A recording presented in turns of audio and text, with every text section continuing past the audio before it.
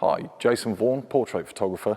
I'm here today at the amazing space which is Aura Photographic Studio near Northampton to do a video for Pixapro showing some simple 3-light setups and controlling shadows in portrait photography. So you can see here today I'm already set up with the lights, just waiting for the model to come, and we will get started and start going through some basic lighting setups for portraits. So my model's finally here, my wonderful daughter Hannah, who has agreed to brave the cold and come outdoors for once. Okay, so what we've got here is just a simple 3-light setup. So I've got a 65cm rice bowl here. This is going to act as the key light, lighting Hannah from my left, her right.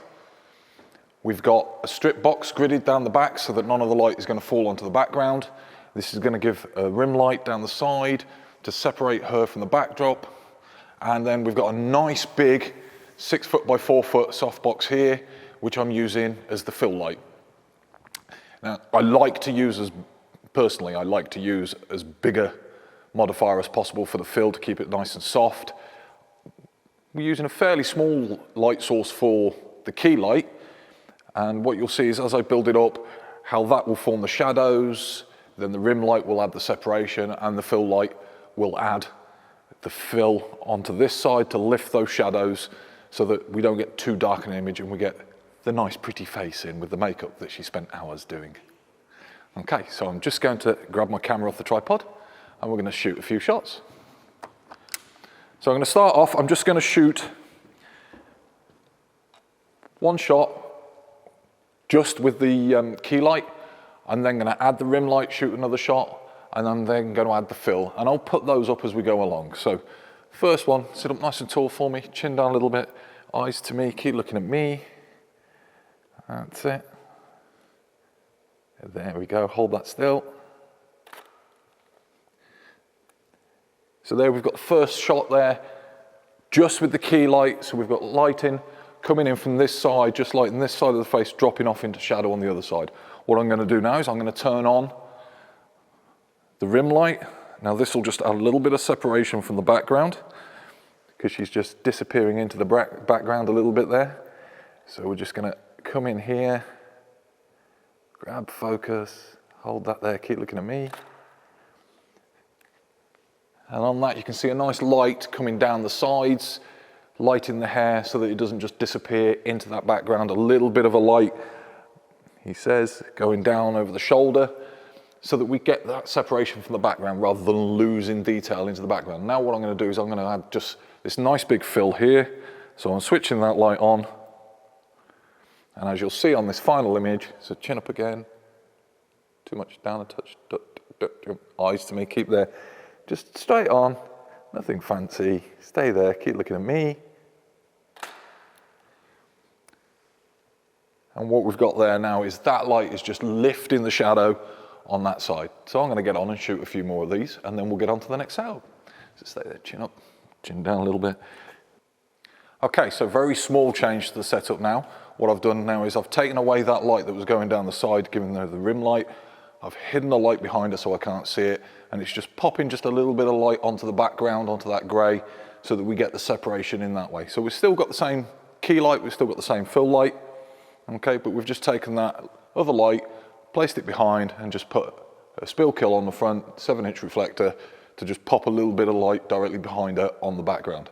So a little bit will change in the front because we won't have that light coming down the side of her, but we get the separation from the background by actually popping a little bit of light onto the background. So grab the camera.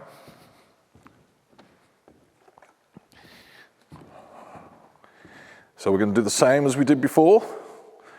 I'm just going to bring each light in individually. So we'll start off with the key light. Sit up nice and tall for me. That's it, hold that there, chin down just a tiny bit.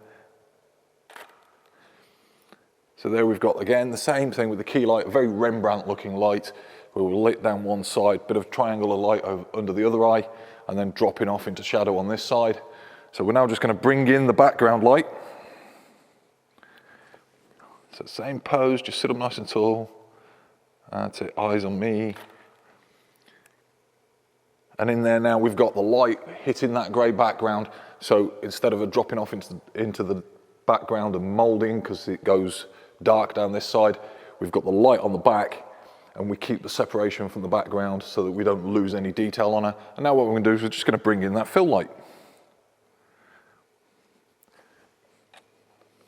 Sit up nice and tall. Hold that there for me.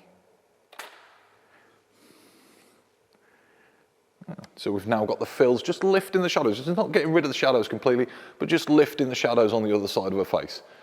So 2 front lights, the key and the fill, very much the same as they were before, but instead of lighting down the side of the model, this time we've lit the background to give us that bit of separation. So we're going to shoot a few more. Okay, for the final 3 light setup, I've gone back to brollies. I used to love using brollies, not outside because they're like a sail, but I think they're one of the most underrated lighting modifiers. And what we've got here is we've got a nice big 160 centimeter deep parabolic. That's doing the light from the front, okay?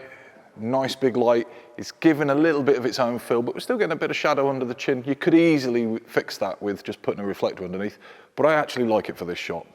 Then on the background, as you can see, we've got 2 silver brollies. Now they're angled so that they're going to give both light to the background and light to the model. So it's like 2 rim lights either side, but it's also light in that background with a nice bit of light because of the feathering from the 2 brollies. So same as before, we're going to shoot this. I'm going to do just the key light and then I'm going to add the 2 rim lights at the back so you can see how all 3 of them fit together.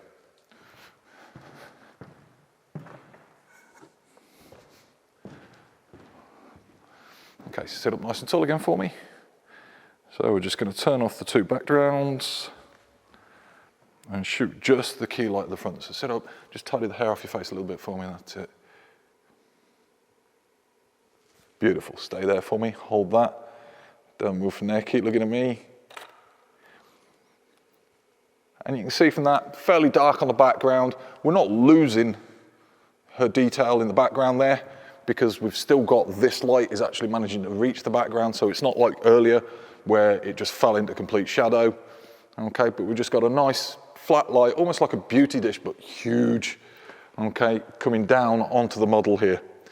Now what we're going to do is turn on both of these together. There's no point in showing you them both individually, so we're going to put them on both at the same time.